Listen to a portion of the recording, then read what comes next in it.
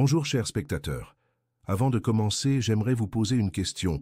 Vous êtes-vous déjà senti complètement épuisé, à courir après des solutions, à lutter sans relâche pour quelque chose, pour finalement constater que plus vous essayez, plus les choses semblent vous échapper? Et si je vous disais que parfois la plus grande démonstration de force ne réside pas dans l'action, mais dans l'attente? Que la vraie bataille ne se livre pas dans la précipitation, mais dans le silence confiant? On raconte l'histoire d'un homme qui, désespéré de sauver ses récoltes lors d'une grave sécheresse, passa des journées entières à puiser de l'eau à un puits éloigné. Ses mains saignaient, son dos lui faisait mal, et malgré tous ses efforts héroïques, les plantes continuaient de mourir. Jusqu'au jour où, épuisé, il s'autorisa à se reposer à l'ombre d'un arbre. C'est alors qu'il aperçut des nuages s'amonceler à l'horizon.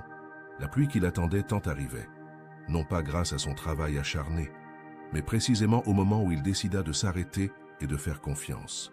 Cette histoire nous rappelle une vérité profonde, contenue dans les Écritures, au psaume 37, verset 7, qui nous invite à nous reposer sur le Seigneur et à l'espérer patiemment.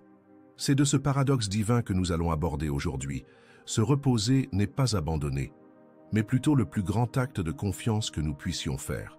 Dans un monde qui glorifie le mouvement constant, qui exalte la productivité au détriment du bien-être, qui nous culpabilise pour nos moments de pause, nous devons redécouvrir le pouvoir révolutionnaire du repos biblique. Je ne parle pas seulement de vacances ou d'une bonne nuit de sommeil, bien que ces deux éléments soient tout aussi importants.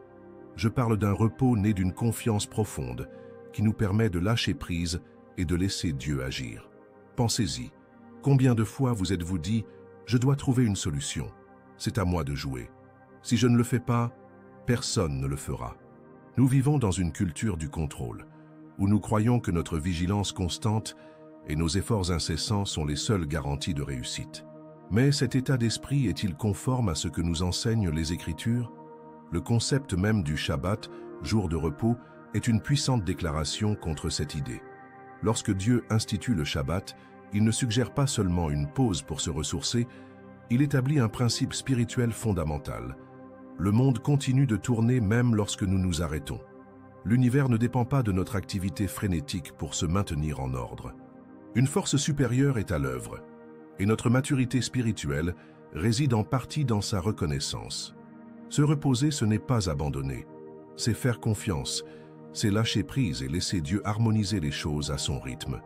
Quand nous lisons dans le psaume 37, verset 7, « Repose-toi en l'Éternel et espère en lui. Ne t'irrite pas à cause de celui qui réussit dans ses voies, à cause de l'homme qui accomplit ses mauvaises actions. » Nous sommes confrontés à une invitation révolutionnaire, celle de lâcher prise. Lâcher prise ne signifie pas abandonner ses responsabilités, ni devenir passif face à la vie. Lâcher prise, c'est reconnaître les limites de nos capacités humaines et laisser place à l'intervention divine. C'est comme l'agriculteur qui fait tout ce qui est en son pouvoir, préparer le sol, planter les graines, irriguer si nécessaire, mais qui sait qu'il ne peut pas faire pousser la plante. La croissance est un mystère qui se produit dans le silence de la terre, indépendamment de l'anxiété ou de la vigilance de l'agriculteur. C'est la première grande leçon que nous devons apprendre. Parfois, la plus grande productivité vient du repos. Parfois, les progrès les plus significatifs surviennent lorsque nous prenons du recul. Parfois, la solution à un problème qui nous ronge apparaît précisément lorsque nous cessons de le résoudre de manière obsessionnelle.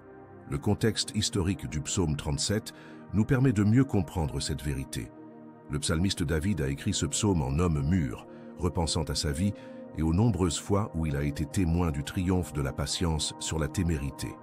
David connaissait intimement la tentation de prendre les choses en main. Lorsqu'il fut oint roi, jeune homme, il aurait pu tenter de renverser Saül par la force pour s'emparer du trône qui lui avait été promis. Au lieu de cela, il a choisi d'attendre le moment choisi par Dieu, même si cela signifiait vivre des années en fugitif dans des grottes et des déserts. Ce ne fut pas une attente passive ou résignée. Durant ces années, David développa ses qualités de leader, rassembla des disciples fidèles, composa des psaumes qui inspireraient des générations et surtout approfondit sa relation avec Dieu. Lorsqu'il devint enfin roi, il était prêt non seulement à régner mais à bien régner, non pas malgré la période d'attente, mais précisément grâce à elle. Considérez Élie, le grand prophète qui, après une victoire spirituelle éclatante sur le mont Carmel, s'enfuit épuisé dans le désert. Là, sous un arbre, il implora la mort. Il était complètement épuisé, physiquement, émotionnellement et spirituellement. Et que fit Dieu? Il ne le réprimanda pas pour sa faiblesse. Il ne le rappela pas immédiatement au travail. Dieu le laissa dormir, envoya un ange le nourrir. Et ce n'est qu'après avoir été rétabli par le repos, le silence et la nourriture qu'Élie fut prêt à entendre la voix douce et légère de Dieu et à recevoir de nouvelles instructions. Si nous examinons attentivement ce récit dans 1 Roi 19, nous découvrons un schéma révélateur de la manière dont Dieu agit souvent. Élie venait de vivre une confrontation spectaculaire avec les prophètes de Baal, à laquelle Dieu répondit par le feu du ciel. Ce fut un moment de victoire spectaculaire, visible et indéniable. Mais alors qu'Élie était au plus fort de sa vulnérabilité, Dieu choisit de se révéler non pas par des démonstrations de puissance spectaculaires, mais par une attention bienveillante, la satisfaction de ses besoins fondamentaux comme la nourriture et le repos, et enfin par un murmure doux et léger. Cela nous enseigne quelque chose de profond sur le caractère de Dieu et sur sa manière d'agir. Il est certainement le Dieu des miracles spectaculaires, du feu du ciel et de la mer qui s'ouvrent. Mais il est également le Dieu des soins quotidiens, du repos nécessaire, du murmure qui ne s'entend que lorsque nous sommes suffisamment calmes pour l'écouter. Ce schéma se répète tout au long du récit biblique. Les grandes révélations et les conseils divins surviennent souvent après des périodes de repos et d'attente. Moïse reçut l'appel de libérer Israël après 40 ans dans le désert. Joseph interpréta le rêve de Pharaon et accéda au pouvoir après des années d'oubli en prison. David fut oint roi, mais passa des années en cavale avant d'accéder au trône. Jésus ne commença son ministère public qu'après 40 jours dans le désert. Qu'est-ce que cela nous enseigne? Que l'attente n'est pas du temps perdu. Cette pause n'est pas une parenthèse inutile dans notre histoire, mais est souvent l'étape même où Dieu prépare les chapitres suivants. Lorsque nous nous laissons aller en Dieu, nous déclarons « Seigneur, je reconnais que tu es Dieu et que je ne le suis pas. Je reconnais qu'il y a des limites à ce que je peux faire et contrôler. J'ai confiance que même lorsque je n'agis pas, tu es là. » Si vous traversez actuellement une période d'attente, en attente d'une réponse, d'une orientation, d'une solution à un problème apparemment insoluble, je vous encourage à considérer ce temps non pas comme une perte de temps, mais comme un investissement. Un travail invisible se déroule au plus profond de vous-même, telle une graine enfouie dans l'obscurité, qui se prépare silencieusement à germer. Considérez comment la nature nous enseigne cette vérité. Un chêne majestueux peut vivre des siècles, mais il n'est au départ qu'un petit gland qui passe des mois en sommeil sous terre. Pendant ce temps, rien de visible ne se produit, mais des processus vitaux se déroulent qui permettront la croissance future de l'arbre. Si nous essayons d'accélérer ce processus en déterrant le gland pour freiner sa croissance ou en le forçant à pousser plus vite, nous finirions par le tuer. De même, certains processus spirituels, émotionnels et même pratiques nécessitent du temps pour se dérouler correctement. En essayant de les précipiter par impatience ou par anxiété, nous finissons souvent par saboter le résultat souhaité. Prenons l'exemple d'Abraham et de Sarah. Un fils leur avait été promis, mais l'attente s'étant prolongée, ils ont tenté d'aider Dieu en prenant les choses en main par l'intermédiaire d'Agar.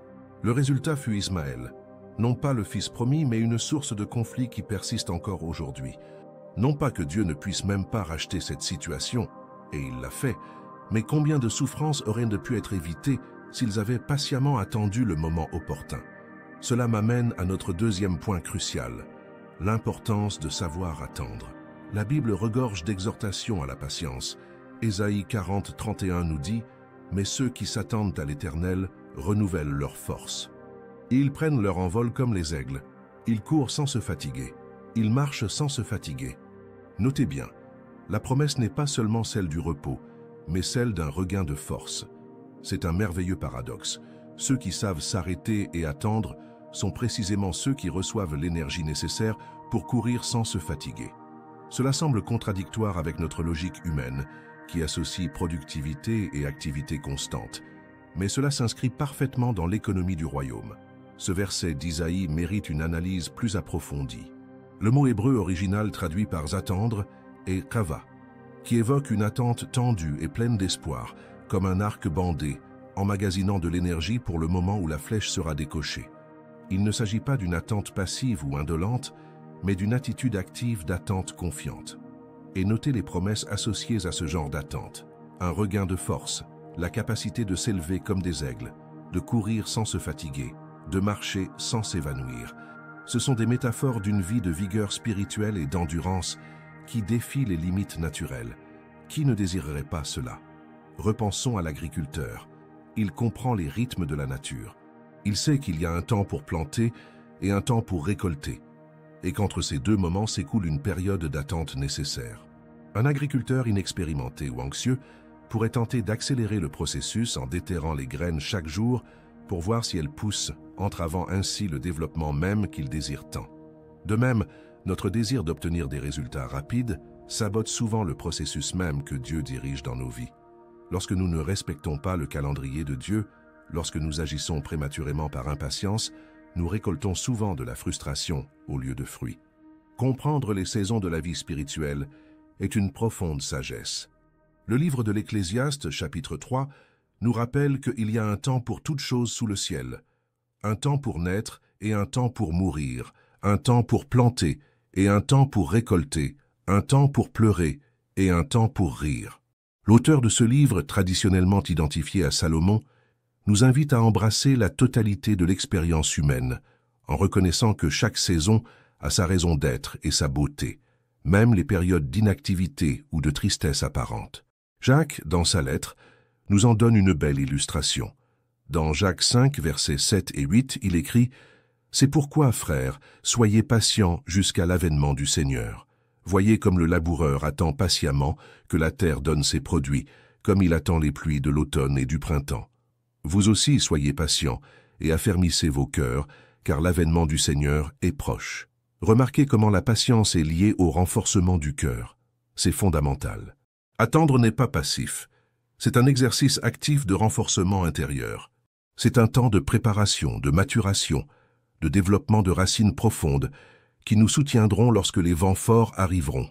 Dans le contexte original, Jacques écrivait aux chrétiens victimes de persécutions et d'injustices. Ils aspiraient à une intervention divine, à une justification, au retour du Christ qui mettrait fin à leur souffrance. Jacques ne minimise pas leur douleur, ni ne suggère que leur situation n'était pas si grave. Au contraire, il reconnaît la réalité de leur souffrance, mais les invite à la dépasser et à la considérer avec certitude dans la venue du Seigneur. L'analogie avec l'agriculteur est ici particulièrement pertinente. L'agriculteur ne peut pas précipiter les saisons. Malgré ses désirs, ses supplications et ses inquiétudes, les pluies d'automne et de printemps ont leur propre rythme. Cependant, cette limitation ne le conduit ni au désespoir ni à la passivité. Il vit avec les saisons, s'y prépare, coopère avec elles, toujours le regard fixé sur la récolte à venir. De même, nous sommes invités à agir selon le calendrier de Dieu et non contre lui. L'attente chrétienne n'est pas une attente paresseuse ou résignée, mais une attente active, pleine d'espoir et de force. En attendant, nous fortifions nos cœurs. En attendant la plénitude du royaume, nous vivons les valeurs de ce royaume, ici et maintenant. En anticipant la justice finale de Dieu, nous œuvrons pour la justice dans notre monde actuel. Je sais qu'attendre est difficile. Nous vivons dans une culture de l'immédiateté, où tout est pour hier. Nous recevons des messages instantanés, faisons nos achats avec livraison le jour même et consommons du contenu à la demande. L'idée d'attendre des semaines, des mois ou des années pour quelque chose semble presque absurde dans la mentalité contemporaine. Mais réfléchissez un instant. Les choses les plus précieuses de la vie ne sont-elles pas souvent celles qui prennent le plus de temps? Une amitié profonde ne se noue pas du jour au lendemain, mais au fil des années. Un bon vin a besoin de temps pour mûrir. Un chef-d'œuvre musical ou littéraire exige souvent des années de travail acharné. Un chêne majestueux met des décennies à pousser. Un diamant précieux se forme sous une pression extrême pendant des millions d'années. Un bébé se développe pendant 9 mois dans le ventre maternel. Le caractère ne se forge pas instantanément, mais par des choix constants au fil du temps. Si nous observons attentivement, nous constaterons que toute la création évolue au rythme d'une attente patiente et d'un développement progressif. Les saisons se succèdent à leur rythme. Les marées montent et descendent selon leur cycle immuable. Les animaux hibernent, migrent et se reproduisent selon des schémas établis par le Créateur. La Terre elle-même effectue son orbite autour du Soleil en 1 an, ni plus vite, ni plus lentement. Cet ordre cosmique n'est pas accidentel. Il reflète en partie le caractère même de Dieu et son mode d'action. Si Dieu peut certes agir instantanément, et il le fait parfois, il choisit souvent d'agir par des processus graduels qui nécessitent du temps pour se déployer pleinement. De même, les plus grandes bénédictions de Dieu surviennent souvent après des périodes d'attente. Abraham a attendu 25 ans l'accomplissement de la promesse d'un fils. Le peuple d'Israël a attendu 400 ans la délivrance d'Égypte. L'humanité a attendu des millénaires la venue du Messie. L'histoire du peuple d'Israël en Égypte révèle un schéma révélateur. Durant ces 400 ans d'esclavage, on pourrait croire que Dieu avait oublié sa promesse à Abraham. D'un point de vue humain, chaque génération ayant vécu et péri en captivité aurait pu conclure que la promesse de délivrance n'était qu'un rêve lointain, une légende devenue obsolète. Pourtant, Exode 2, 24 nous dit « Dieu entendit leurs gémissements, et il se souvint de son alliance avec Abraham, Isaac et Jacob. » Dieu n'avait pas oublié. Il œuvrait selon son propre calendrier, préparant non seulement la délivrance physique d'Israël, mais aussi sa formation en tant que nation, son établissement comme peuple de Dieu. Durant ces siècles de silence apparent, le petit clan de Jacob devint une grande nation.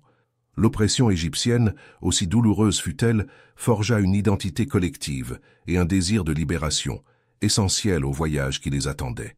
Moïse, le libérateur choisi, se préparait à travers des expériences uniques, tant à la cour de Pharaon que dans le désert de Madian. En d'autres termes, ces années d'attente ne constituaient pas une interruption dans l'histoire du salut, mais en faisaient partie intégrante. Dieu était activement à l'œuvre, même lorsque sa main n'était pas visible. Ce principe s'applique également à nos vies. Les périodes d'attente ne sont pas des vides spirituels ni des parenthèses inutiles dans notre histoire. Ce sont souvent les moments où Dieu est le plus activement à l'œuvre, en nous, autour de nous, préparant la voie au chapitre suivant. Si vous avez du mal à attendre en ce moment, laissez-moi partager 3 principes pratiques qui peuvent vous aider à bien attendre. Tout d'abord, profitez du temps d'attente pour vous préparer, et non pour vous inquiéter. Au lieu de gaspiller votre énergie mentale à imaginer des scénarios négatifs ou à ruminer sur ce qui pourrait mal tourner, demandez-vous, comment puis-je me préparer à ce qui va arriver? Quelles compétences puis-je développer? Quel caractère puis-je forger?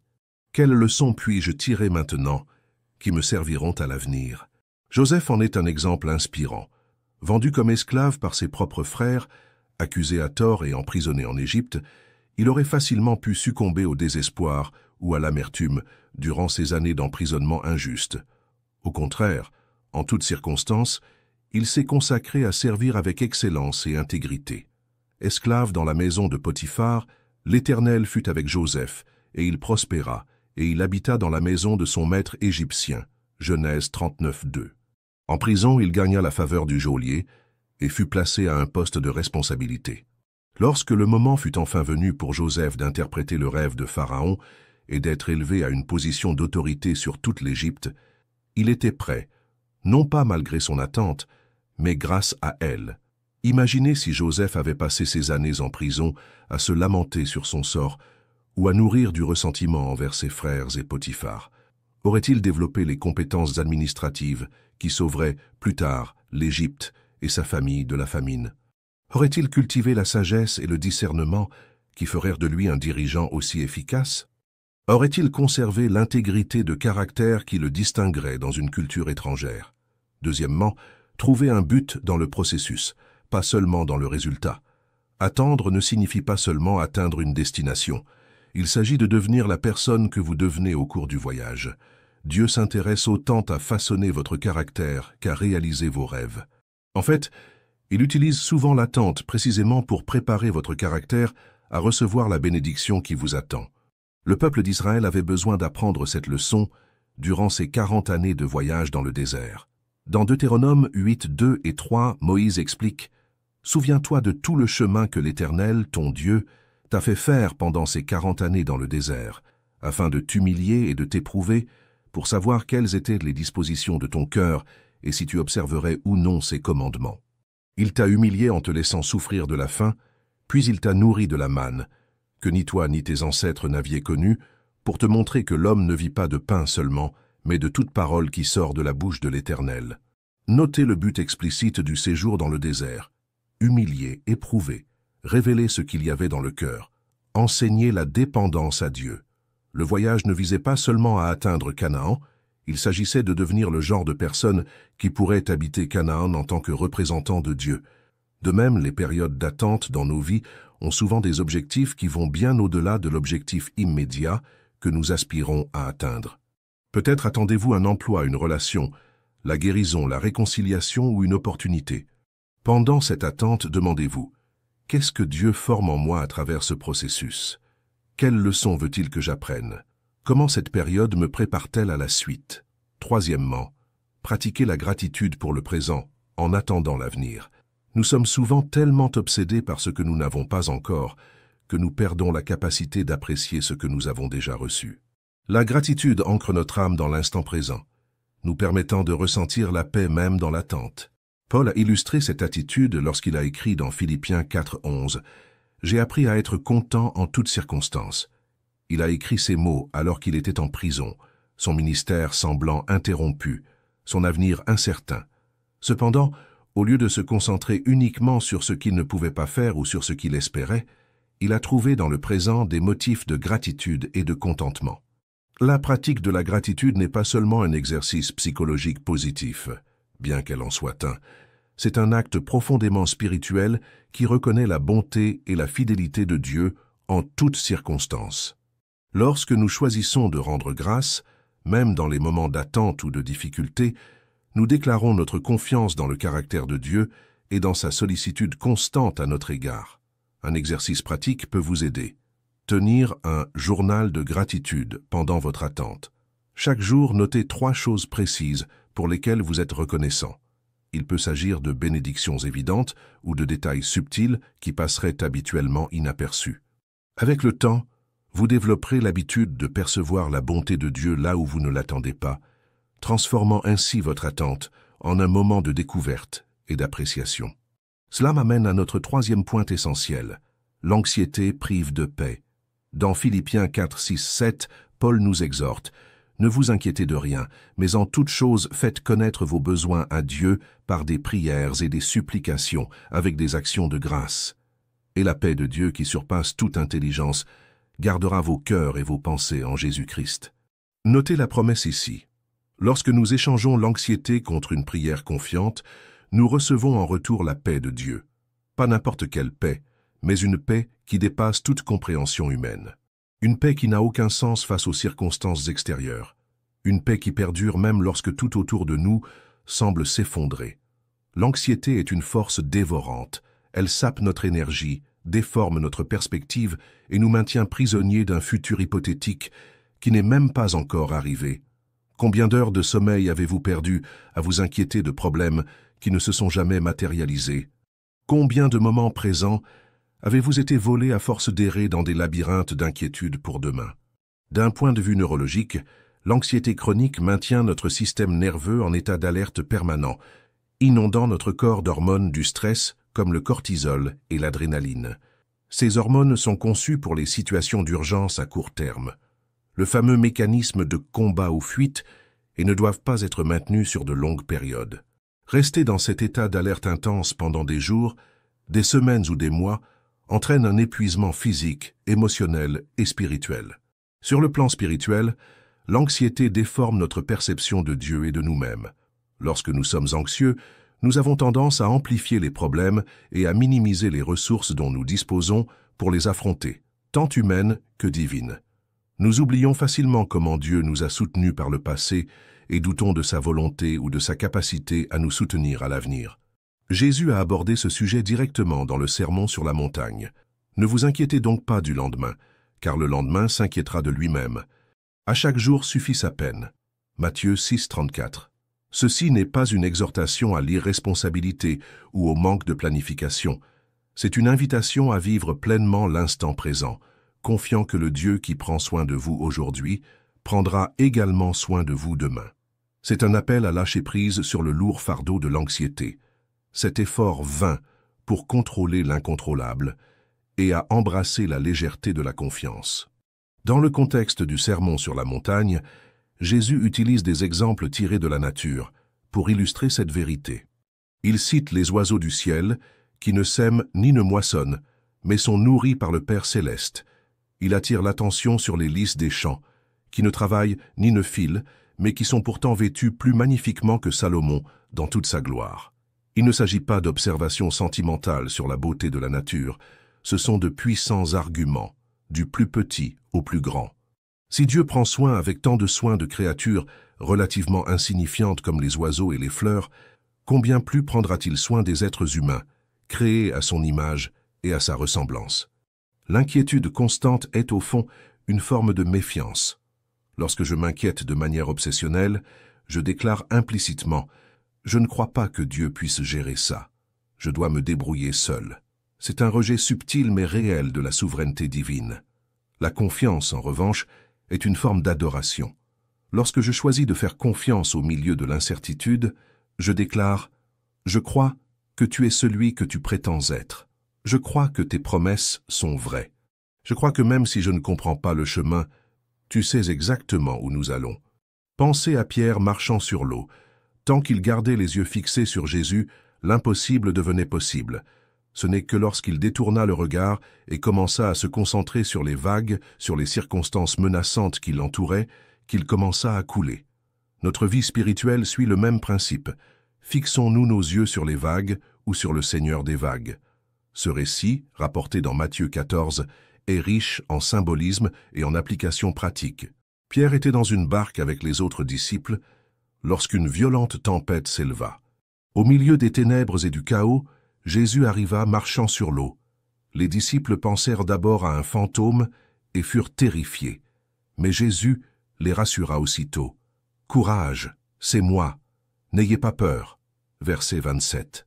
Pierre, toujours impétueux, répond « Seigneur, si c'est toi, ordonne-moi d'aller à toi sur les eaux. » Verset 28. Jésus dit simplement « Viens ». Et Pierre sort de la barque et se met à marcher sur les eaux vers Jésus. C'est un moment extraordinaire qui mérite notre attention. Pierre accomplissait véritablement l'impossible, marcher sur l'eau. Les mêmes vagues qui menaçaient de couler le bateau étaient maintenant sous ses pieds. Comment? Parce que ses yeux étaient fixés sur Jésus et non sur les circonstances.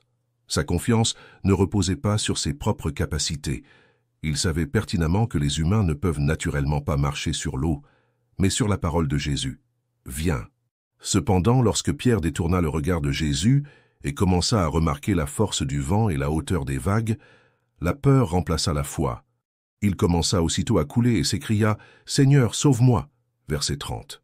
Jésus tendit la main, le rattrapa et le réprimanda doucement. « Homme de peu de foi, pourquoi as-tu douté » Verset 31. L'anxiété nous maintient rivés sur les vagues, amplifiant chaque menace, anticipant chaque catastrophe possible. La confiance, en revanche, nous permet de lever les yeux et de voir celui qui est au-dessus des tempêtes, celui qui peut dire « silence » et les vents obéissent. Si vous souffrez d'anxiété aujourd'hui, je souhaite vous proposer quelques pratiques concrètes qui peuvent vous aider à échanger l'inquiétude contre la paix. Tout d'abord, identifiez vos préoccupations spécifiques et confiez-les à Dieu dans la prière. Ne priez pas de manière générale, mais nommez précisément ce qui vous prive de votre paix. Seigneur, je m'inquiète pour cette facture à payer d'ici vendredi, et je ne sais pas d'où viendra l'argent. Je suis anxieux à propos de cette décision que je dois prendre, et j'ai peur de faire le mauvais choix. En nommant vos inquiétudes, vous commencez déjà à atténuer leur emprise sur vous. Ce processus consistant à nommer précisément nos soucis a des fondements à la fois bibliques et psychologiques. Dans le psaume 55, 22, David écrit « Décharge-toi de tes soucis sur l'Éternel, et il te soutiendra ». Le mot hébreu traduit ici par « souci » est « yehab », qui signifie littéralement « ce qui est donné » ou « ce qui est imposé à quelqu'un ». Il y a quelque chose de puissant à identifier clairement le fardeau que nous portons et à le transférer consciemment à Dieu. Sur le plan psychologique, des recherches montrent que nommer nos émotions difficiles, notamment nos inquiétudes et nos peurs, contribue à apaiser l'amygdale, le centre de la peur, et à activer le cortex préfrontal, la partie du cerveau responsable de la pensée rationnelle et de la prise de décision. Autrement dit, Nommer nos peurs au lieu de les laisser planer dans un nuage d'anxiété nébuleux nous permet de mieux les maîtriser. Deuxièmement, remplacer les pensées anxieuses par des vérités bibliques. Lorsque vous vous surprenez à ruminer des scénarios négatifs, interrompez consciemment ce cycle en introduisant une vérité biblique. J'ai peur de l'avenir, mais je sais que Dieu a des projets de paix et non de malheur pour me donner un avenir et de l'espérance. Jérémie 29, 11. Paul décrit ce processus dans 2 Corinthiens 10, 5 lorsqu'il parle de conduire toute pensée captive à l'obéissance de Christ. Il ne s'agit pas d'une action passive, mais d'un exercice actif de discipline mentale et spirituelle.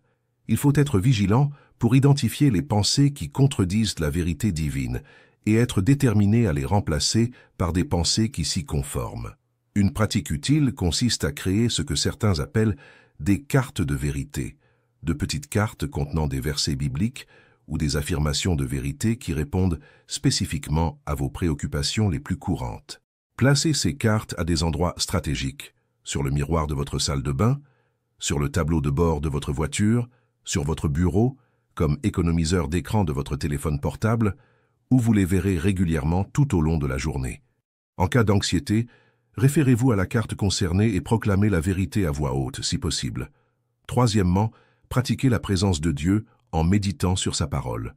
Ce n'est pas un hasard si, dans Ésaïe 26, 3, nous lisons « Tu garderas dans une paix parfaite celui dont les pensées sont fixées sur toi parce qu'il se confie en toi. » Garder son esprit fixé sur Dieu, par la méditation constante de sa parole, est un puissant antidote à l'anxiété.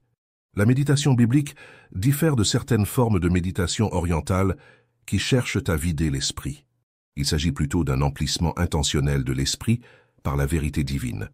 C'est une réflexion profonde, réfléchie et ciblée sur les Écritures qui leur permet de pénétrer au-delà de l'intellect pour atteindre le cœur et transformer les vies.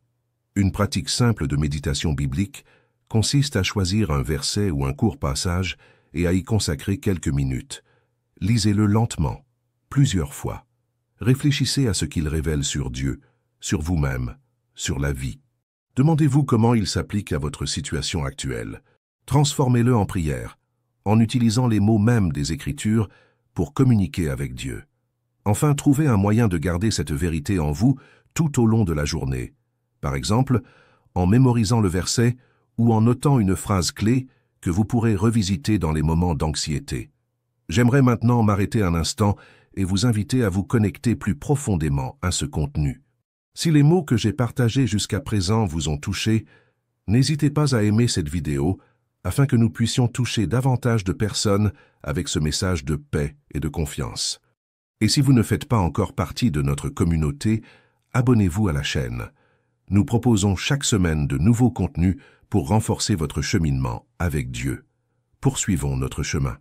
Le quatrième point que je souhaite aborder aujourd'hui est la façon dont le silence et la solitude renforcent notre âme. Dans un monde rempli de bruit, de distractions et de stimuli constants, le silence est devenu une denrée précieuse et rare. Nous sommes toujours connectés, toujours disponibles, constamment en quête d'informations. Le silence intentionnel semble presque un luxe extravagant. Pourtant, lorsque nous observons la vie de Jésus, nous remarquons une constante. Malgré le ministère le plus important de l'histoire, suivi par des foules et des besoins urgents partout, il se retirait régulièrement dans des lieux solitaires pour prier. Dans Marc 1,35, nous lisons « Tôt le matin, comme il faisait encore obscur, Jésus se leva, sortit de la maison et se retira dans un lieu désert où il pria. » Ce n'était pas un incident isolé, mais une constante tout au long de son ministère. Luc 5,16 nous dit que Jésus se retirait souvent dans des lieux solitaires et priait. Avant de choisir les 12 apôtres, il passa la nuit à prier Dieu, Luc 6,12. Après avoir nourri les 5000, il monta sur la montagne, à l'écart, pour prier, Matthieu 14,23. À Gethsémani, la veille de sa crucifixion, il rechercha la solitude pour communier avec le Père, Matthieu 26,36, 46. Jésus ne recherchait pas le silence et la solitude par désœuvrement. Il les recherchait précisément parce qu'il en comprenait la valeur inestimable. C'est dans ces moments de communion intime avec le Père qu'il reprenait force, recevait une direction et maintenait la clarté de sa mission. Si le Fils de Dieu lui-même avait besoin de ces moments, Combien plus avons-nous besoin de ces moments? Dans le silence, nous entendons ce que le bruit nous empêche d'entendre. Dans la solitude, nous rencontrons Dieu et nous-mêmes d'une manière que la fréquentation humaine constante obscurcit souvent. Le prophète Élie, comme mentionné précédemment, a appris cette leçon avec force. Après sa fuite dans le désert, Dieu l'a appelé au mont Horeb. Là, Élie a connu une violente tempête, un tremblement de terre et un incendie, des manifestations impressionnantes de puissance. Mais Dieu n'était présent dans aucun de ces phénomènes spectaculaires. Il est venu dans ce que les Écritures décrivent comme un murmure léger et silencieux. 1 Roi 19:12. Cette révélation de Dieu à Élie nous enseigne quelque chose de profond sur la nature divine. Dieu peut certes se révéler et le fait parfois par des manifestations spectaculaires de puissance, le feu consumant le sacrifice sur le mont Carmel par exemple. Mais il choisit souvent de communiquer par des moyens plus subtils, qui requièrent notre attention soutenue et un silence réceptif. Cela nous enseigne quelque chose de profond. Dieu ne rivalise souvent pas avec le bruit. Il attend le silence. Sa voix ne se fait pas entendre dans le vacarme, mais dans le murmure que l'on n'entend que lorsque l'on se calme suffisamment pour écouter.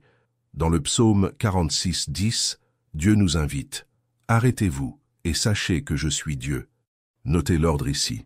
D'abord vient le silence, puis vient la connaissance.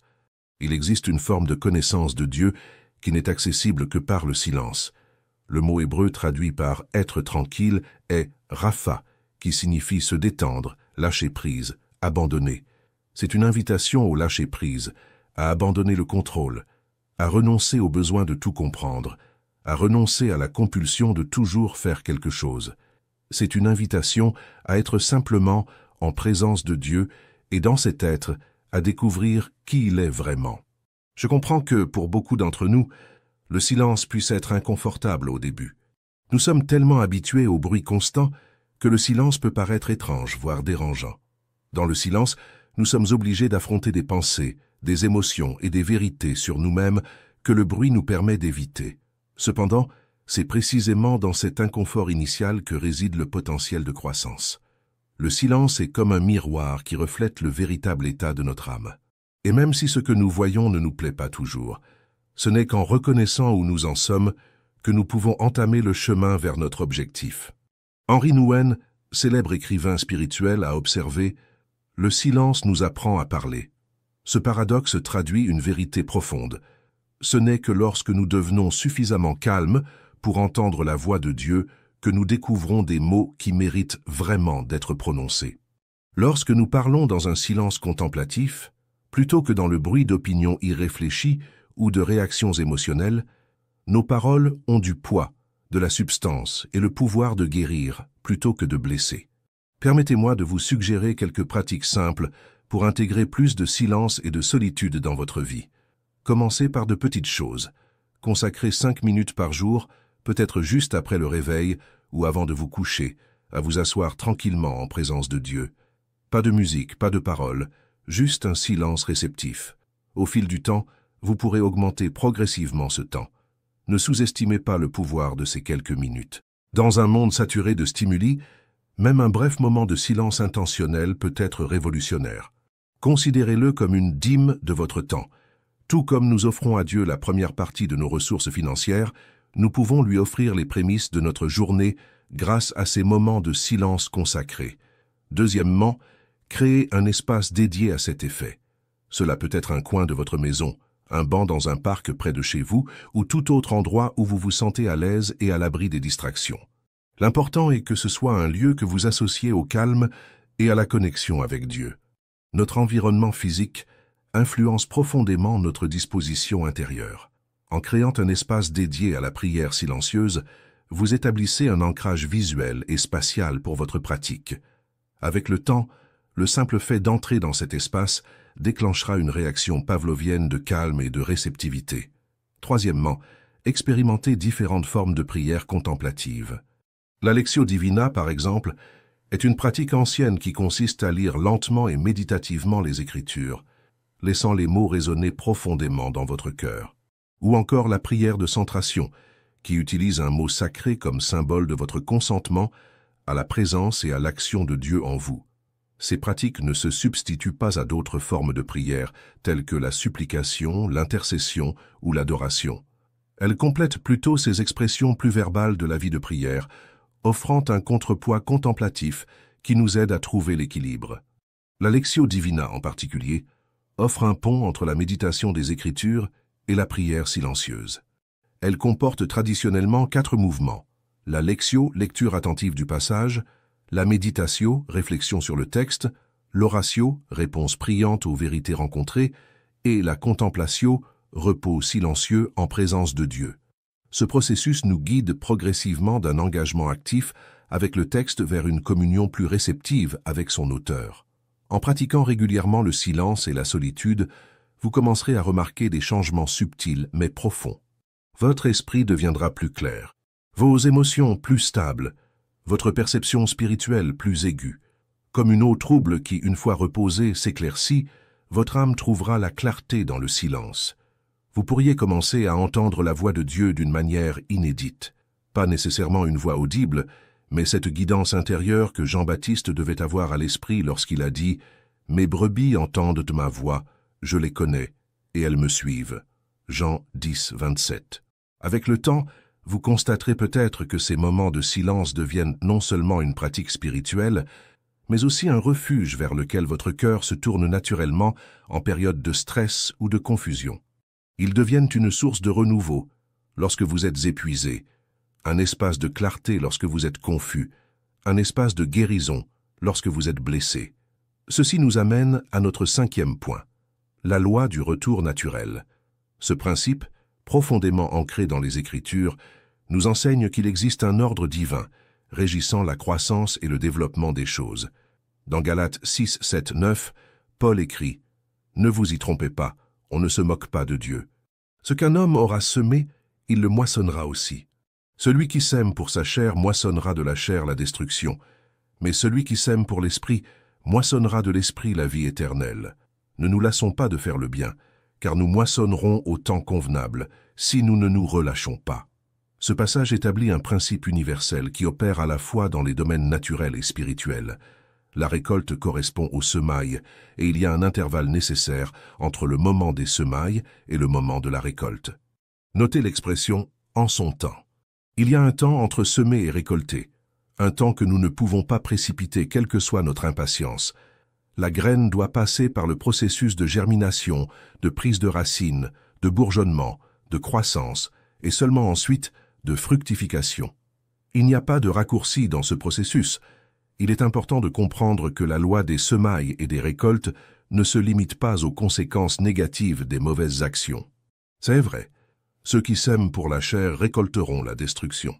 Mais ce principe contient aussi une merveilleuse promesse. Ceux qui sèment pour l'esprit récolteront la vie éternelle. De plus, ceux qui persistent à faire le bien finiront par récolter, s'ils n'abandonnent pas. Ce dernier point, si nous n'abandonnons pas, est crucial. Il suggère que le découragement est l'un des plus grands obstacles à la récolte des fruits du bien. Pourquoi? Parce que le découragement nous conduit souvent à abandonner avant même la récolte. Lorsque nos efforts pour faire le bien ne portent pas immédiatement leurs fruits, nous pouvons conclure à tort que nos efforts sont vains. Jésus a magnifiquement illustré cela dans la parabole du semeur. Il a parlé de graines tombées sur différents types de sols, montrant comment un même potentiel peut produire des résultats radicalement différents selon l'environnement dans lequel il est planté. Certaines graines ont porté des fruits immédiatement, mais sans racines profondes, elles sont mortes rapidement. D'autres ont été étouffées par les épines. Seules celles tombées sur une bonne terre ont produit une récolte abondante. Cette parabole, rapportée dans Matthieu 13, Marc 4 et Luc 8, nous offre un aperçu profond de la façon dont la vérité spirituelle grandit dans le cœur humain. Certains accueillent avec enthousiasme le message de l'Évangile, mais face aux tribulations ou aux persécutions, ils abandonnent rapidement leur foi. D'autres laissent les préoccupations du monde et la séduction des richesses étouffer la parole avant qu'elle ne porte du fruit. Seuls ceux qui accueillent la parole avec un cœur bon et droit, Luc 8, 15, portent du fruit avec persévérance. Quel est le rapport avec le repos et la confiance? Tout. Lorsque nous comprenons la loi du retour naturel, nous cessons de forcer les résultats. Nous cessons de microgérer chaque aspect de la croissance. Nous reconnaissons qu'il existe un rythme naturel, un timing divin pour chaque chose, et que notre tâche n'est pas de précipiter le processus, mais de créer les conditions propices et de faire confiance. Cela ne signifie pas passivité. L'agriculteur ne sème pas les graines puis part en vacances en espérant que tout se résoudra comme par magie. Il continue à travailler, désherber, irriguer si nécessaire, protéger les cultures des parasites. Mais il le fait avec une confiance sereine dans le processus naturel de croissance, sans l'angoisse frénétique de quelqu'un qui essaie de contrôler l'incontrôlable. Jésus a illustré cet équilibre entre travail et confiance dans une autre parabole rapportée dans Marc 4, 26-29. Le royaume de Dieu est semblable à un homme qui jette de la semence en terre. Nuit et jour, qu'il dorme ou qu'il veille, la semence germe et grandit sans qu'il sache comment. La terre produit d'elle-même le grain, d'abord la tige, puis l'épi, puis le grain tout entier dans l'épi. Quand le grain est mûr, il y met la faucille car la moisson est prête. Notez le contraste ici. L'homme a un rôle à jouer. Il sème la graine et récolte ensuite le grain mûr. Mais entre ces deux moments, il ne peut rien faire pour accélérer la croissance. La terre produit le grain d'elle-même, en grec automate, d'où vient notre mot automatique. La croissance recèle un mystère que l'agriculteur ne comprend pas pleinement, bien qu'il ne sache pas comment, et qu'il ne peut contrôler directement. De même, dans notre vie spirituelle, nous sommes appelés à faire notre part, prier, étudier les Écritures, servir les autres, pratiquer des disciplines spirituelles, mais toujours conscients que la croissance elle-même est l'œuvre de Dieu. Comme l'écrit Paul dans 1 Corinthiens 3,6, « J'ai planté, Apollos a arrosé, mais c'est Dieu qui a fait croître. » Cette compréhension nous libère de la pression écrasante de vouloir produire des résultats par nous-mêmes. Elle nous libère des comparaisons néfastes avec d'autres dont la récolte semble venir plus vite. Elle nous permet de nous reposer dans la certitude que si nous semons fidèlement la bonté, la récolte viendra au temps voulu par Dieu. Un domaine dans lequel beaucoup d'entre nous peinent à appliquer ce principe est celui du développement de notre caractère et de notre maturité spirituelle. Nous voulons de la patience, mais nous la voulons maintenant. Nous voulons un amour inconditionnel, mais sans passer par les épreuves qui mettent à l'épreuve et affinent notre capacité à aimer.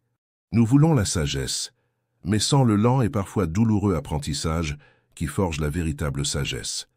Mais tout comme nous ne pouvons hâter la maturation d'un fruit en l'arrachant de force de la branche, nous ne pouvons forcer notre propre croissance spirituelle par la seule force de notre volonté.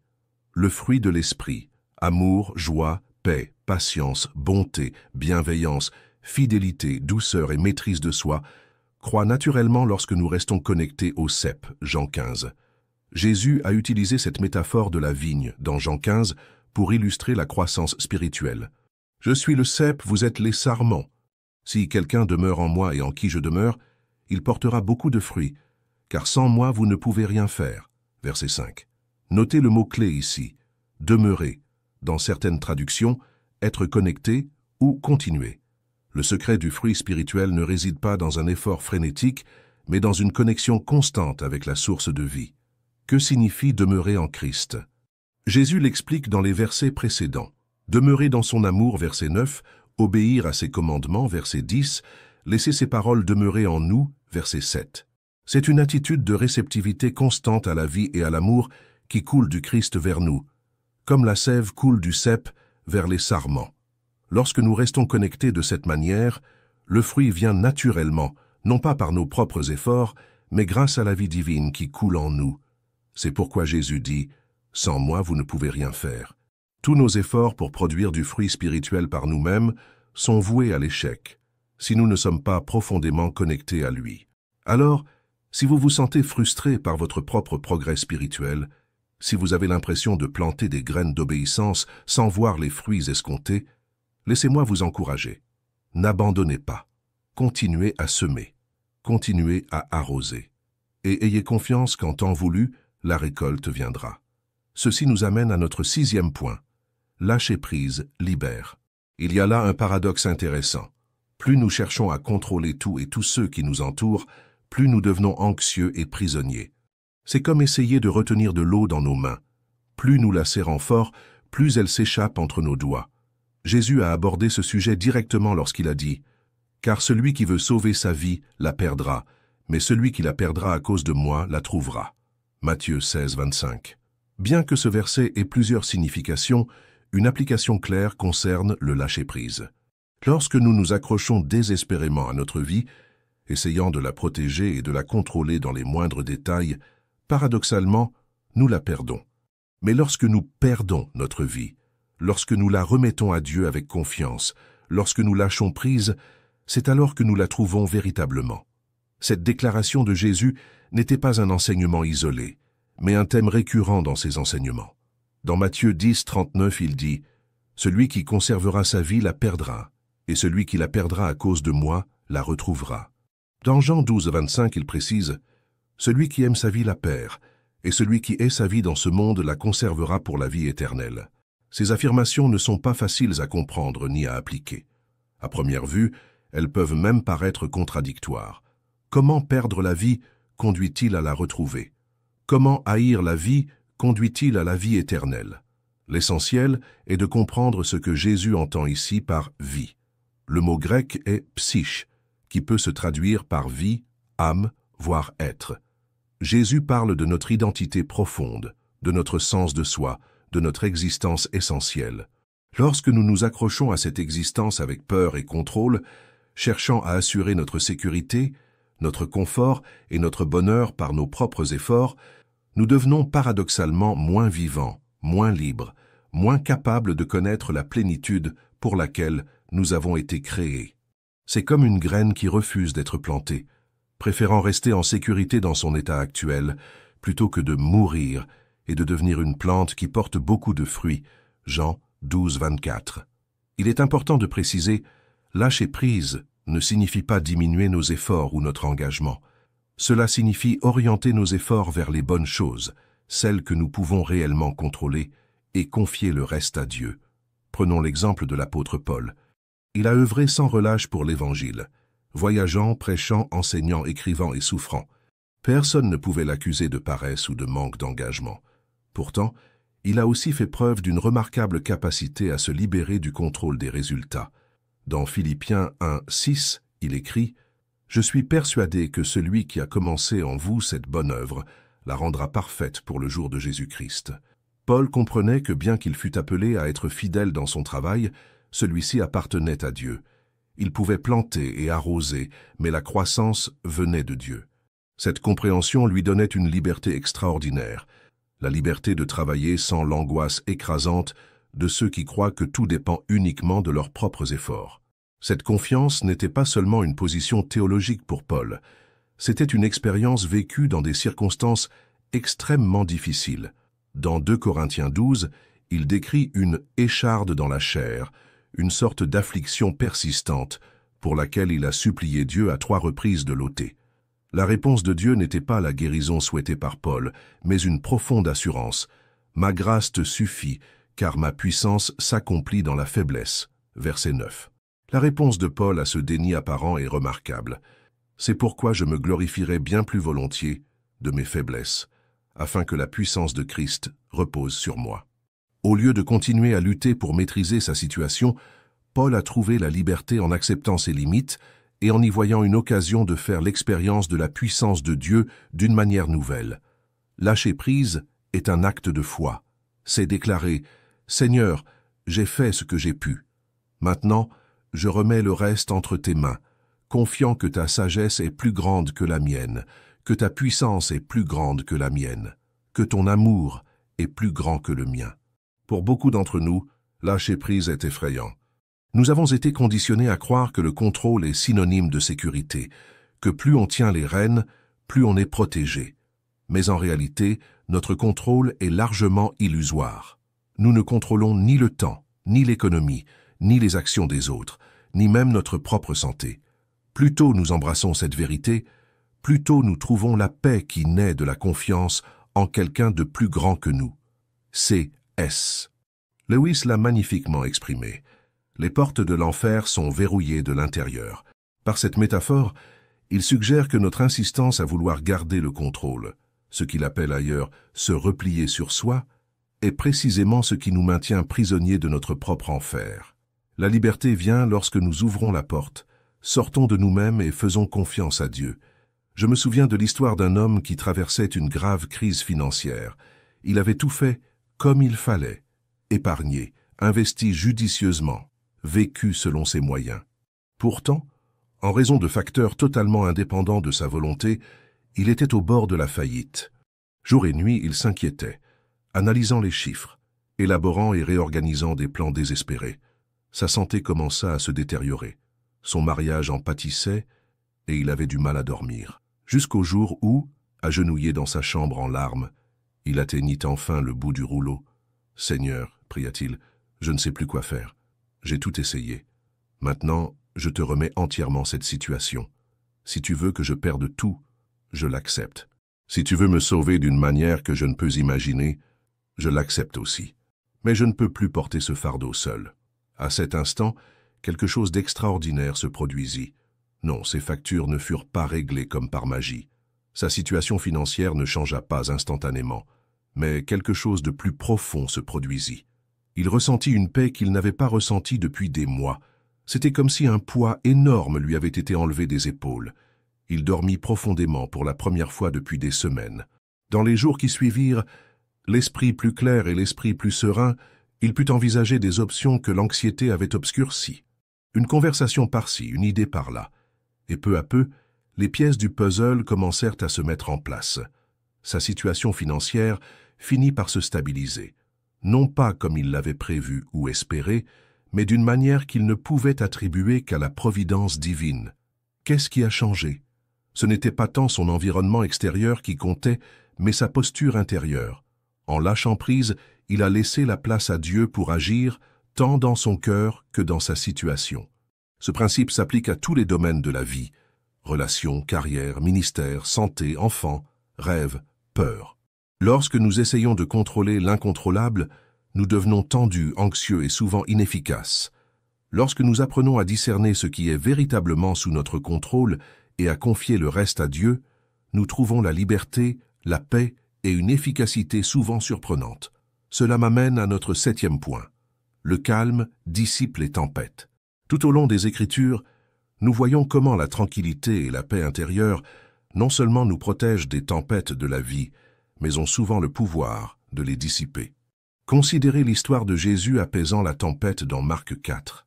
Les disciples étaient de paniquer, certains d'aller se noyer, tandis que Jésus dormait paisiblement à l'arrière du bateau. Lorsqu'ils le réveillèrent, il se leva simplement et dit « Silence, tais-toi !» Et le vent et les vagues obéirent. Cette histoire est à la fois littérale et métaphorique. Jésus a autorité sur les tempêtes physiques, certes, mais il a aussi autorité sur les tempêtes émotionnelles, relationnelles et circonstancielles qui nous menacent. Et souvent, la première chose qui l'apaise n'est pas la tempête extérieure, mais la tempête intérieure. Ce récit contient des détails fascinants qui méritent d'être examinés de plus près. Notez qu'avant la tempête, Jésus avait dit à ses disciples « Passons à l'autre rive » verset 35. Ce n'était pas une suggestion fortuite, mais une déclaration d'intention. Jésus avait un objectif sur l'autre rive du lac, délivrer un homme possédé par une légion de démons. Marc 5.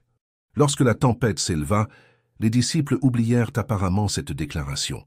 Leur peur l'emporta sur leur foi en la parole de Jésus. Lorsqu'ils le réveillèrent enfin, ce fut avec une accusation voilée. « Maître, ne te soucies-tu pas de ce que nous périssons » Verset 38. La réponse de Jésus est révélatrice. Il calme d'abord la tempête, puis interroge la foi des disciples. « Pourquoi avez-vous si peur? N'avez-vous pas la foi » Verset 40. L'implication est claire. S'ils avaient vraiment cru à sa parole, « Traversons vers l'autre rive », ils n'auraient pas paniqué, même au milieu de la tempête. La leçon que nous en tirons est profonde. Lorsque nous nous accrochons aux promesses de Dieu, même au cœur des circonstances les plus menaçantes, nous trouvons une paix qui transcende l'entendement humain.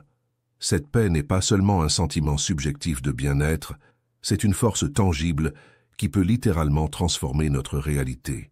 Lorsque nous laissons le Christ apaiser la tempête intérieure, la peur, l'anxiété, la colère, l'amertume, nous constatons souvent que les tempêtes extérieures perdent une grande partie de leur pouvoir sur nous. Et dans certains cas, comme l'homme de l'histoire précédente, nous constatons que la situation extérieure elle-même commence à changer, à mesure que notre posture intérieure évolue.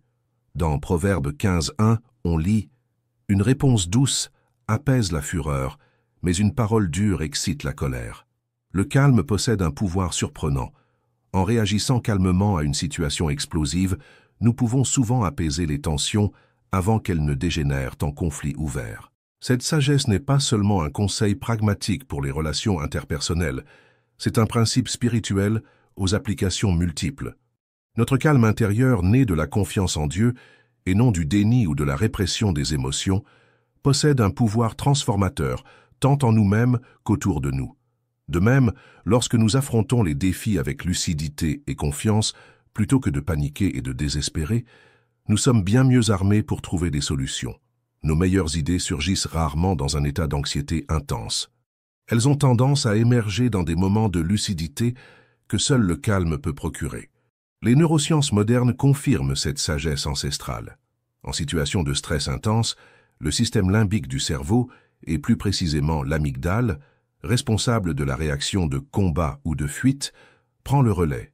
Le flux sanguin est détourné du cortex préfrontal, la partie du cerveau responsable de la pensée rationnelle, de la planification et de la prise de décision. Autrement dit, lorsque nous paniquons, nous perdons littéralement l'accès aux zones du cerveau nécessaires à la résolution de problèmes complexes. En revanche, lorsque nous sommes calmes, le cortex préfrontal reste pleinement sollicité. Nous pouvons penser clairement, envisager plusieurs options, anticiper les conséquences et prendre des décisions fondées sur des valeurs et des objectifs à long terme, plutôt que sur des réactions immédiates motivées par la peur. L'histoire de David et Goliath en est un exemple frappant. Alors que toute l'armée d'Israël tremblait de peur devant le géant philistin, David aborda la situation avec un calme surprenant. Non pas par naïveté face au danger, mais parce que sa confiance reposait sur quelque chose de plus profond que ses propres capacités. « Tu marches contre moi avec l'épée, la lance et le javelot, dit-il à Goliath, mais moi, je marche contre toi au nom de l'Éternel des armées, le Dieu des armées d'Israël que tu as défié. » 1 Samuel 17:45. C'est ce calme, né de la confiance, qui permit à David de voir ce que les autres ignoraient. Non seulement la menace que représentait Goliath, mais aussi la vulnérabilité qu'il pouvait exploiter. Tandis que d'autres étaient paralysés par la peur, David, l'esprit clair, élaborait une stratégie pour vaincre le géant. En examinant cette histoire de plus près, nous découvrons quelque chose de fascinant. Lorsque Saül tente d'équiper David de sa propre armure, celui-ci refuse, disant « Je ne peux pas y aller avec ces armes, car je n'y suis pas habitué. » Verset 39. Il choisit plutôt d'affronter Goliath avec les outils qu'il maîtrise le mieux, sa fronde et 5 pierres lisses. Cette décision révèle un autre aspect du calme face au danger. Elle nous permet d'évaluer avec réalisme nos limites et nos forces. La panique nous pousse souvent à adopter des stratégies qui ne nous correspondent pas. Nous essayons d'être quelqu'un que nous ne sommes pas, de porter une armure qui ne nous convient pas. Le calme nous permet d'être fidèles à notre véritable identité et aux capacités uniques que Dieu nous a données. Combien de fois avons-nous manqué des opportunités similaires parce que nous avons laissé la panique obscurcir notre vision? Combien de solutions créatives, combien de voies alternatives, combien de possibilités inattendues avons-nous manqué d'entrevoir parce que nous étions trop occupés à tourner en rond dans l'anxiété? Le calme n'est pas seulement un état émotionnel agréable, c'est une posture stratégique qui nous permet de voir plus clair, de penser de manière plus créative et d'agir avec plus de détermination. C'est une ressource spirituelle qui nous donne un avantage face aux difficultés. Une pratique qui peut aider à cultiver ce calme intérieur est ce que les psychologues appellent la respiration diaphragmatique et que les mystiques chrétiens ont historiquement appelé la prière respiratoire. Elle consiste à respirer lentement et profondément, en utilisant le diaphragme plutôt que la poitrine, et souvent en associant cette respiration à une brève prière ou à une affirmation spirituelle. Par exemple, en inspirant lentement, vous pouvez dire mentalement « Le Seigneur est mon berger » et en expirant « Je ne manquerai de rien » ou simplement « Jésus à l'inspiration et confiance à l'expiration ». Cette pratique apaise le système nerveux, réduit la production d'hormones du stress et crée un espace intérieur de tranquillité permettant de réagir aux situations difficiles plutôt que de simplement y réagir. Avec une pratique régulière, ce calme n'a pas besoin d'être laborieusement atteint à chaque crise. Il devient une posture habituelle, une façon d'être qui reste stable, même lorsque les circonstances qui nous entourent sont chaotiques. Ceci nous amène à notre 8e point, le soulagement de confier nos fardeaux à Dieu. Dans 1 Pierre 5,7, nous sommes exhortés. Remettez-lui tous vos soucis, car lui-même prend soin de vous. Le verbe utilisé ici pour rejeter évoque un mouvement décisif et complet. Non pas un lâcher-prise partiel ou hésitant, mais un acte délibéré de transfert total. Le mot grec pour « jeter » dans ce verset est « épiripsante », qui signifie littéralement « jeter par-dessus » ou « lancer vers ». C'est le même mot qui décrit la manière dont les disciples jetèrent leur manteau sur l'ânon que Jésus monterait lors de son entrée triomphale à Jérusalem. Luc 19, 35. Il s'agit d'un geste décisif, et non d'un geste timide ou hésitant. Notez également l'étendue de ce que nous devrions confier à Dieu. Toutes nos inquiétudes, pas seulement quelques soucis, pas seulement les gros problèmes, mais toute anxiété, grande ou petite, apparemment spirituelle ou matérielle, rationnelle ou irrationnelle. Dieu ne classe pas nos soucis comme « assez importants pour m'attirer » ou « trop petits pour m'en préoccuper ». Il se soucie de tout ce qui nous touche, car il se soucie de vous. Cette image de confier nos fardeaux à Dieu apparaît à maintes reprises dans les Écritures.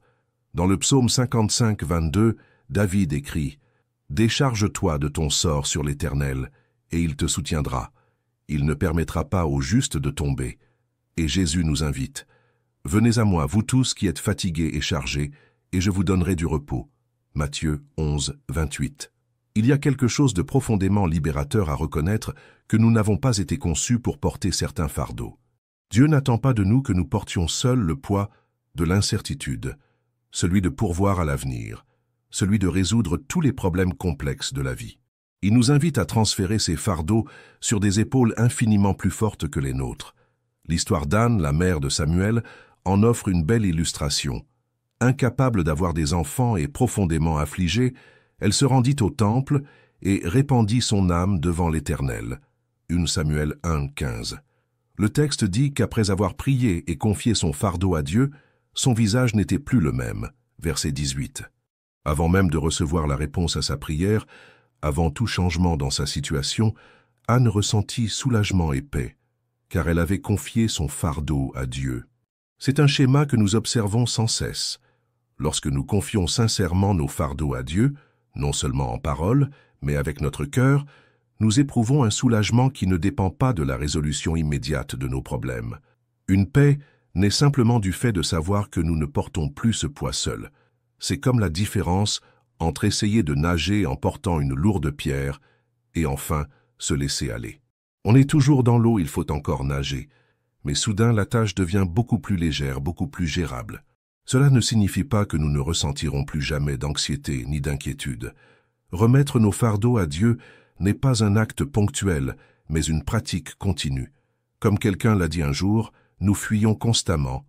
Même après avoir confié nos soucis à Dieu, nous avons tendance à les reprendre. C'est pourquoi nous devons régulièrement renouveler notre décision de faire confiance, de lâcher prise et de nous abandonner. Si vous vous sentez dépassé aujourd'hui, permettez-moi de vous encourager à pratiquer cet acte d'abandon. Il ne s'agit pas seulement de demander de l'aide à Dieu, mais de lui transférer véritablement le fardeau de l'inquiétude et de la responsabilité ultime des conséquences. Ce n'est pas de l'irresponsabilité, c'est reconnaître les limites de la responsabilité humaine. Un exercice pratique que beaucoup trouvent utile consiste à écrire ses inquiétudes sur un morceau de papier, puis, dans un acte de prière symbolique, à le remettre à Dieu, peut-être en le déposant dans une boîte spéciale ou même en le brûlant en signe d'abandon total. L'important n'est pas le rituel en lui-même, mais l'engagement intérieur à lâcher prise et à faire confiance. Un autre exercice puissant issu de la tradition contemplative chrétienne est appelé la prière d'abandon. Asseyez-vous confortablement, les paumes tournées vers le ciel, symbolisant l'ouverture et la réceptivité. Fermez les yeux et imaginez placer chaque souci, chaque fardeau, chaque anxiété dans vos mains. Visualisez ensuite les mains levées et offrant ces fardeaux à Dieu. Enfin, baissez les mains, les gardant ouvertes, pour symboliser votre volonté de recevoir en retour uniquement ce que Dieu choisit de vous donner, une solution au problème, la force d'y faire face, ou simplement la paix intérieure. Ce type de visualisation n'est ni de la magie ni de la manipulation. C'est simplement un moyen d'engager non seulement notre esprit, mais tout notre être, dans un acte de confiance en Dieu. En tant qu'êtres incarnés, nous avons parfois besoin de gestes physiques et d'images concrètes pour nous aider à intérioriser les vérités spirituelles. En nous adonnant régulièrement à remettre nos fardeaux à Dieu, nous commençons à expérimenter ce que le psalmiste décrit dans le psaume 116, 7. « Reviens à ton repos, ô mon âme, car l'Éternel t'a fait du bien. » Il existe un lieu de repos pour nos âmes, un havre de paix même au milieu des tempêtes de la vie. Ce lieu n'est pas géographique, mais relationnel. Il se trouve dans une confiance profonde en la nature et la sollicitude de Dieu. Cela m'amène à notre 9e point. L'attente est un exercice de foi. Hébreux 11, 1 nous dit que la foi est une ferme assurance des choses qu'on espère, une démonstration de celles qu'on ne voit pas. Lorsque nous attendons avec impatience, nous exerçons précisément ce type de foi, la certitude des promesses de Dieu, même si nous n'en voyons pas encore l'accomplissement. Ce verset de l'Épître aux Hébreux définit la foi d'une manière intrinsèquement liée à l'attente. La foi ne concerne pas principalement le présent, mais l'avenir, ce que nous espérons. Elle ne concerne pas principalement le visible, mais l'invisible, ce que nous ne voyons pas. Autrement dit, la foi est la capacité de vivre maintenant à la lumière de réalités qui ne se sont pas encore pleinement manifestées. L'auteur de l'Épître aux Hébreux va plus loin et décrit la foi comme une assurance et une conviction. Il ne s'agit pas de mots exprimant un doute hésitant, mais une confiance inébranlable.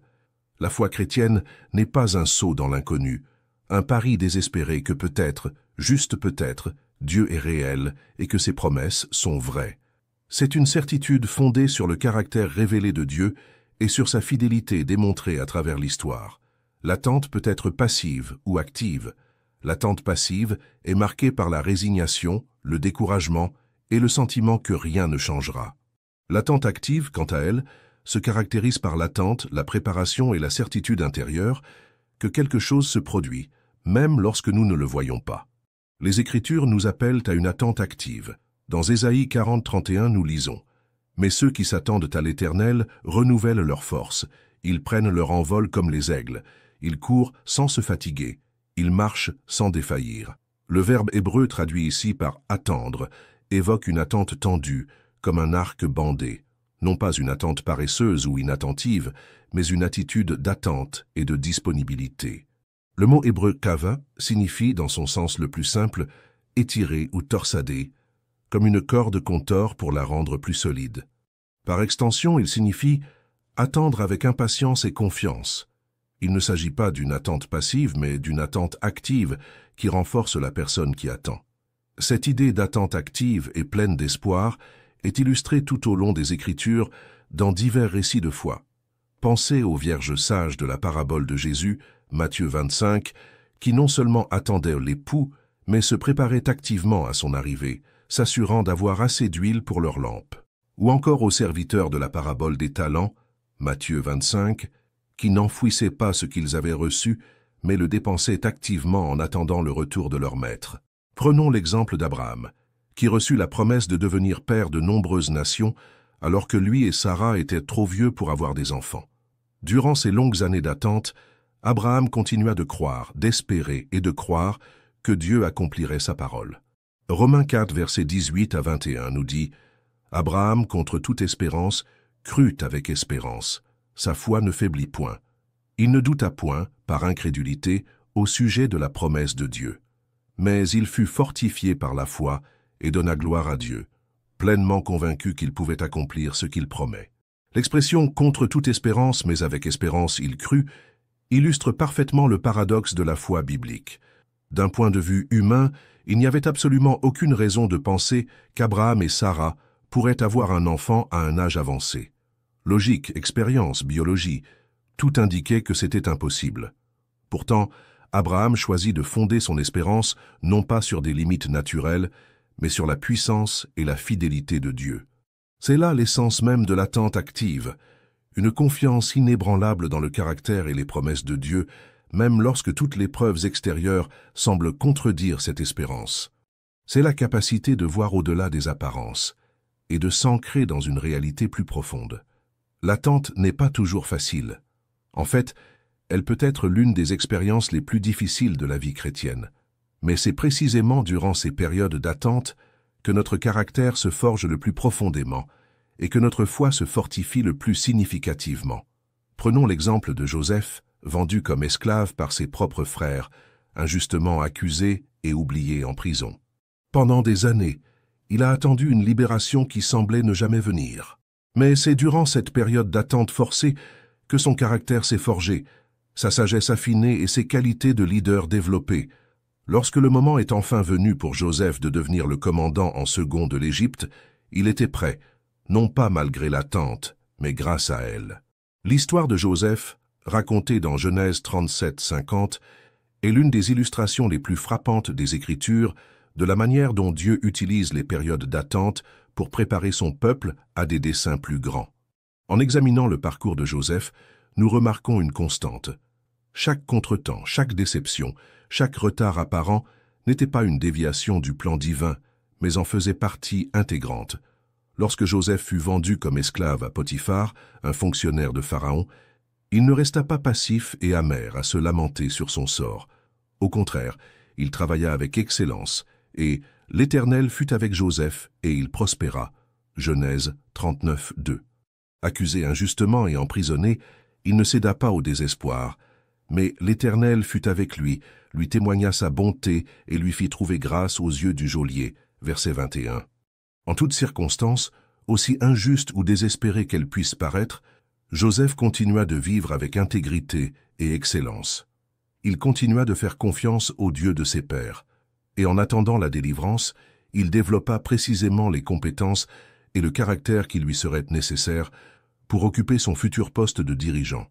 Lorsqu'il interpréta enfin le rêve de Pharaon et fut élevé à un poste d'autorité, Joseph était prêt à affronter cette tâche. Son expérience de la gestion de la maison de Potiphar et de la prison avait affiné ses compétences administratives. Ses propres souffrances avaient cultivé compassion et sagesse. Ses années d'exil lui avaient donné une perspective unique sur la culture égyptienne et son héritage hébreu.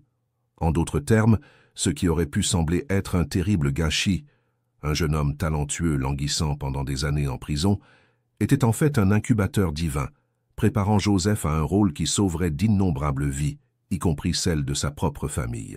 De même, les périodes d'attente de notre vie ne sont pas des interludes vides entre des moments importants.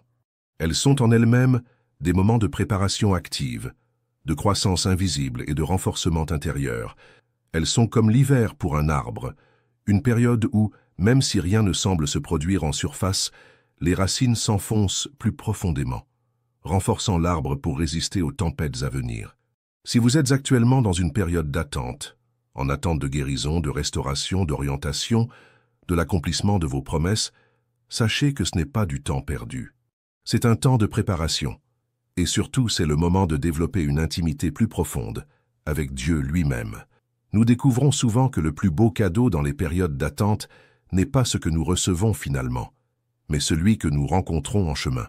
David, qui passa des années en fuite avant d'accéder au trône qui lui avait été promis, écrivit certains de ses psaumes les plus beaux et les plus profonds durant cette période d'attente. C'est dans l'aridité du désert, dans la solitude des grottes, qu'il développa l'intimité avec Dieu, qui ferait de lui un homme selon le cœur de Dieu. Cela me rappelle un principe qu'un mentor spirituel a partagé un jour. Dieu s'intéresse davantage à ce que vous devenez qu'à ce que vous accomplissez. Souvent, nous nous concentrons presque exclusivement sur les résultats, les réussites, les étapes importantes. Mais Dieu se concentre sur notre formation, notre caractère, notre ressemblance croissante avec Christ. Les périodes d'attente servent cet objectif formateur d'une manière que les périodes d'activité frénétique ou de succès visible offrent rarement. En attendant, nous apprenons la patience. Dans l'inactivité apparente, nous découvrons que notre valeur ne réside pas dans ce que nous faisons, mais dans ce que nous sommes en tant qu'enfants bien-aimés de Dieu. Dans la pénurie, nous apprenons à apprécier l'abondance que nous ignorions auparavant. L'attente nous apprend également à discerner entre nos désirs et les promesses de Dieu. Tout ce que nous désirons ardemment ne correspond pas nécessairement à ce que Dieu a promis ou prévu pour nous. L'attente nous donne l'espace nécessaire pour affiner notre compréhension de la volonté de Dieu, pour distinguer nos projets des siens. C.S. Lewis a observé « Nous ne pouvons voir le visage de Dieu parce que nous sommes assis sur ses genoux ». Cette métaphore traduit une dimension profonde de notre expérience de l'attente.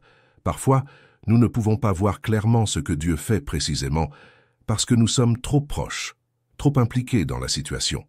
Ce n'est qu'avec le recul que nous pouvons discerner le schéma divin dans des événements qui, sur le moment, semblaient aléatoires, voire cruels. Josué et le peuple d'Israël en firent l'expérience après 40 ans d'errance dans le désert. Dans Josué 23, 14, vers la fin de sa vie, Josué déclare « Sachez de tout votre cœur et de toute votre âme qu'aucune des bonnes promesses que l'Éternel, votre Dieu, vous a faites n'est restée sans effet. Elles se sont toutes accomplies. Pas une n'est restée sans effet. » Cette déclaration aurait été inimaginable 40 ans plus tôt, lorsque le peuple errait apparemment sans but dans le désert, ou même lorsqu'il se tenait sur les rives du Jourdain, les yeux rivés sur la terre promise, toujours occupé par de redoutables ennemis. Pourtant, avec le recul, Josué pouvait constater la fidélité indéfectible de Dieu à chaque étape du chemin. De même, un jour viendra où nous repenserons à nos propres périodes d'attente et constaterons comment chaque instant, chaque retard apparent, chaque déception s'inscrivait parfaitement dans le plan de Dieu pour nos vies. Comme l'écrit Paul dans Romains 8, 28, « Nous savons, du reste, que toute chose concourt au bien de ceux qui aiment Dieu, de ceux qui sont appelés selon son dessein. » Ceci nous amène à notre 10e et dernier point. La victoire réside dans le repos. C'est peut-être la vérité la plus contre-intuitive que nous ayons abordée aujourd'hui, mais aussi l'une des plus puissantes. Dans un monde qui valorise l'effort, l'activité frénétique et la productivité visible, l'idée que la victoire réside dans le repos paraît presque absurde. Pourtant, c'est précisément ce que les Écritures nous enseignent fréquemment. Prenons l'exemple de la bataille de Jéricho. Dieu ordonna à Josué et aux Israélites de faire le tour de la ville une fois par jour pendant 6 jours, et 7 fois le 7e jour. Ils ne devaient ni attaquer, ni escalader les murailles, ni recourir à des tactiques militaires conventionnelles. Ils devaient marcher en silence, sonner des trompettes à l'heure prévue, puis crier, une stratégie militaire défiant toute logique humaine. Pourtant, c'est précisément grâce à cette obéissance apparemment passive qu'ils assistèrent à l'une des plus grandes victoires de l'histoire d'Israël. Les murs de Jéricho s'écroulèrent d'eux-mêmes. Ce récit, rapporté dans Josué 6, illustre remarquablement comment les voies de Dieu contredisent souvent la sagesse humaine conventionnelle. D'un point de vue militaire, la stratégie visant à prendre Jéricho était absurde. Jéricho était une ville fortifiée aux murs épais. En temps normal, sa conquête aurait nécessité un long siège, des machines de guerre et des stratégies sophistiquées.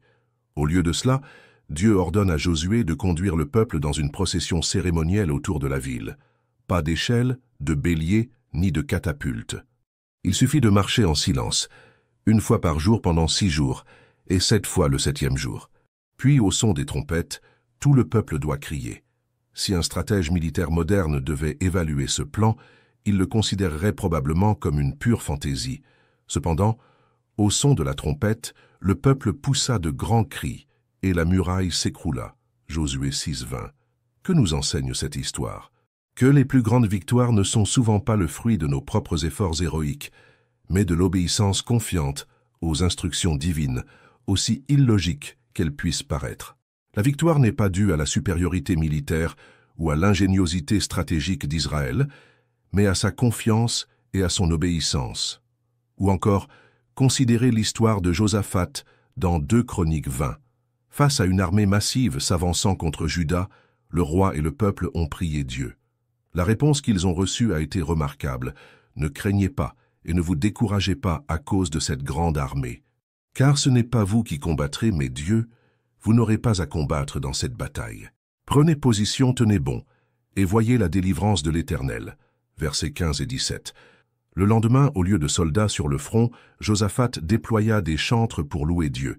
Tandis qu'il chantait et louait, Dieu tendit des embuscades aux armées ennemies qui finirent par s'entretuer.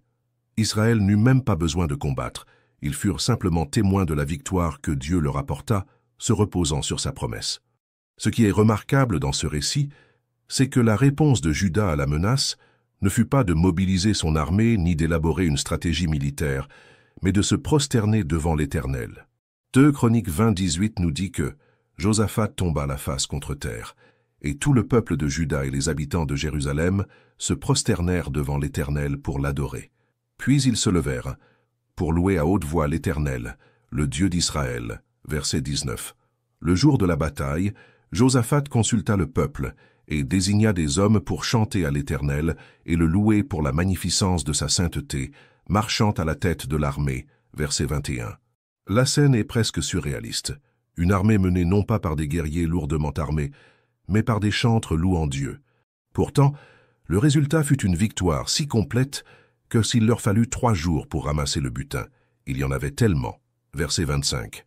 Ces récits ne sont pas des anomalies dans les Écritures, mais illustrent un principe spirituel constant. Certaines batailles ne peuvent être gagnées par l'effort humain, aussi déterminé et intense soit-il.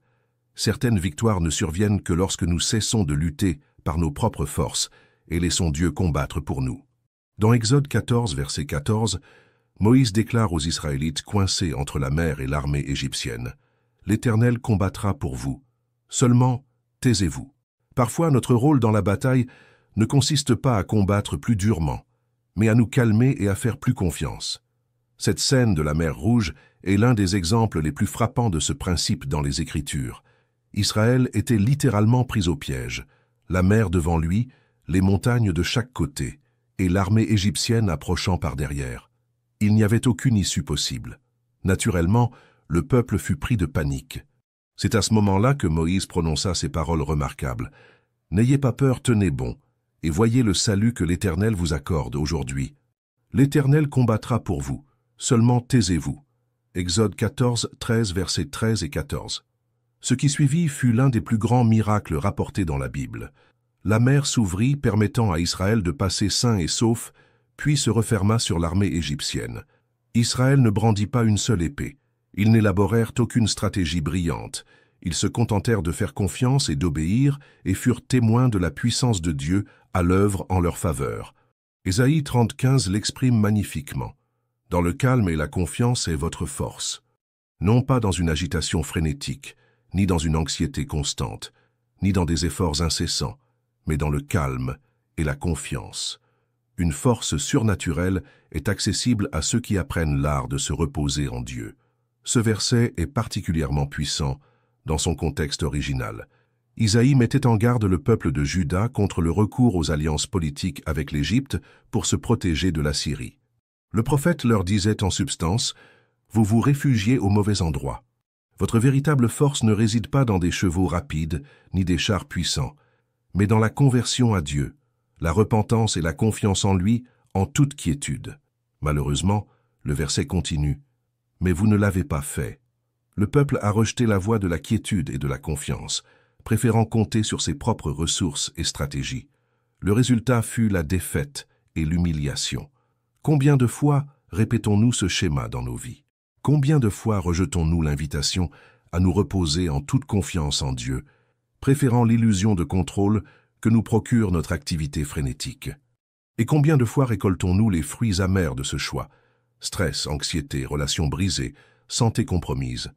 Comprenez ceci, le repos n'est ni passivité, ni indolence. C'est une attitude active de confiance qui nous permet de collaborer avec Dieu en paix, plutôt que de lutter par peur ou anxiété. C'est comme la différence entre ramer désespérément à contre-courant et apprendre à naviguer avec lui. Lorsque nous nous reposons en Dieu, lorsque nous avons confiance en sa puissance, sa sagesse, son amour et son timing, nous nous alignons sur sa volonté et ses voies. Et dans cet alignement, nous découvrons une efficacité que nous ne pourrions jamais atteindre par nos seuls efforts. Jésus lui-même nous invite: « Venez à moi, vous tous qui êtes fatigués et chargés, et je vous donnerai du repos. Prenez mon joug sur vous et recevez mes instructions, car je suis doux et humble de cœur, et vous trouverez du repos pour vos âmes, car mon joug est doux et mon fardeau léger. » Matthieu 11, 28-30. Cette invitation de Jésus est l'une des plus belles et des plus émouvantes de toute l'Écriture. Dans une société où beaucoup étaient écrasés sous le poids d'exigences religieuses écrasantes, Jésus propose une alternative, un joug facile, un fardeau léger, un chemin de repos plutôt que d'épuisement. Notez que Jésus n'enlève pas tous les jougs ni tous les fardeaux, il offre le sien en échange d'une autre. Il reste un joug, un fardeau, du travail à accomplir et des responsabilités à assumer. Mais il y a une énorme différence qualitative entre porter nos propres fardeaux par nos propres forces et porter ceux de Jésus par la sienne. Dans le contexte agricole de l'Antiquité, un joug était un objet en bois placé sur les épaules des animaux de trait, souvent par paire, pour répartir la charge et améliorer l'efficacité du travail. En nous invitant à prendre son joug, Jésus nous dit en substance « Venez travailler à mes côtés, laissez-moi vous aider à porter votre charge, apprenez à travailler à mon rythme, avec ma force. » Cela nous ramène à notre thème central, la victoire réside dans le repos. Non pas un repos de paresse ou d'évasion, mais un repos de confiance active, d'alignement avec les desseins et la puissance de Dieu. Un repos qui nous libère du besoin de tout contrôler et de prouver notre valeur par un effort constant. Un repos qui nous permet de ressentir la paix et la joie pour lesquelles nous avons été créés, même au milieu des exigences et des défis de la vie. Un disciple fatigué demanda un jour à son maître spirituel « Comment fais-tu pour accomplir autant tout en conservant une telle paix intérieure ?» Le maître répondit « Quand je suis debout, je suis debout. Quand je suis assis, je suis assis. Quand je marche, je marche. » Déconcerté, le disciple dit « Mais c'est ce que je fais aussi. » Le maître sourit et dit « Non, ce n'est pas vrai. Quand tu es assis, tu es déjà debout. Quand tu es debout, tu cours déjà. Quand tu cours, tu penses déjà à la prochaine tâche. Tu n'es jamais vraiment là où tu es. » Cette histoire résume l'essence du repos dont nous parlons. Pas nécessairement l'absence d'activité, mais la présence de la paix au cœur de l'activité.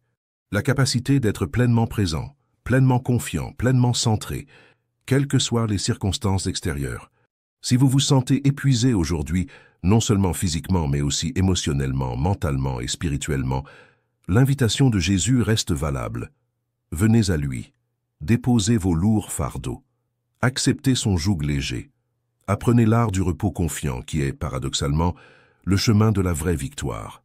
Dans le jardin d'Éden, avant la chute, Adam et Ève vivaient en parfait équilibre entre travail enrichissant et repos serein. Ils cultivaient et entretenaient le jardin, mais sans la sueur, l'anxiété et l'épuisement qui caractériseraient le travail après la chute. Ils travaillaient dans une relation intime avec Dieu et une confiance totale en sa providence. Par le Christ, nous sommes en voie de retrouver cet équilibre originel. Nous ne pouvons pas nous attendre à la perfection dans cette vie, mais nous pouvons progressivement expérimenter davantage ce repos confiant à mesure que nous grandissons dans notre relation avec Jésus. Permettez-moi de résumer les 10 vérités que nous avons explorées aujourd'hui. Premièrement, se reposer, ce n'est pas abandonner, c'est faire confiance. C'est lâcher prise et laisser Dieu harmoniser les choses selon son calendrier. Deuxièmement, savoir attendre est d'une valeur inestimable. Tout comme un agriculteur respecte le calendrier des récoltes, nous devons faire confiance au processus et ne pas agir avec précipitation pour éviter la frustration. Troisièmement, l'anxiété nous prive de paix intérieure. L'inquiétude constante nous épuise et nous éloigne de l'essentiel. Vivre un jour à la fois apporte l'équilibre. Quatrièmement, le silence et la solitude fortifient notre âme. À l'exemple de Jésus, les moments de silence et de prière renouvellent nos forces et purifient notre esprit.